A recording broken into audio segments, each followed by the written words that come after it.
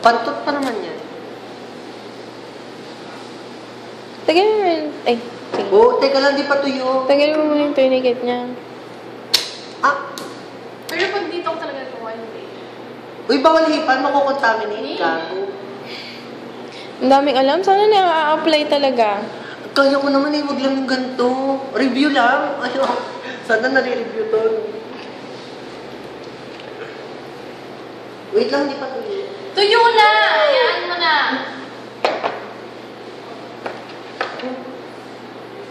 Dapat ito nakakadena eh. Pag hinang malalim. Hinang malalim.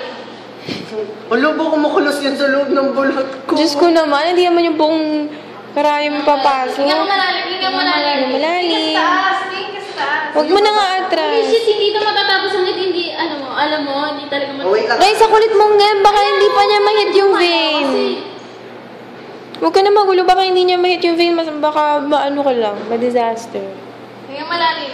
Oh my God, ayan na. Saglit. Ano Ayan na, ba? ayan Yung na. malalim na kasi. Danis, diretso mo na nga. Uy, nakabebel sa'yo.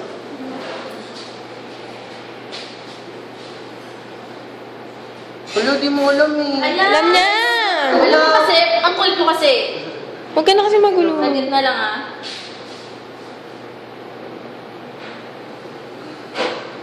Go. Oh, ouch. Oh, Wala naman.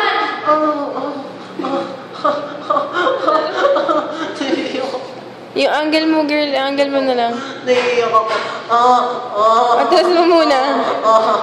Atras mo muna. Tapos tsaka mo iangat yung angle. Wala naman. Kapain mo, kapain mo. Etang ina, andun. Atras mo. Ayoko na. Uy, tanggalin mo na dahil na. Kasi tinan mo, bang meron ka po. Ayoko na. Sorry, wala ka na sa'yo.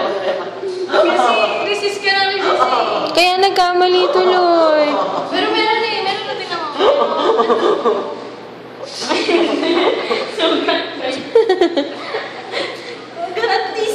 At least na to sa Alam mo kung bakit masakit? Wala kasing na-hit na vein. Tapos, ang gulit mo kasi, kung dire-diretso sa vein yan, wala ka talaga mafe-feel na pain.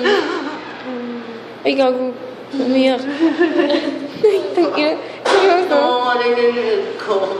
Ito na ba? Yung kabila naman, para ma-feel mo na talaga. Parang... Masakit kasi walang nabihit. Pag may nahit na vein yan, wala. Dire-diretso lang talaga.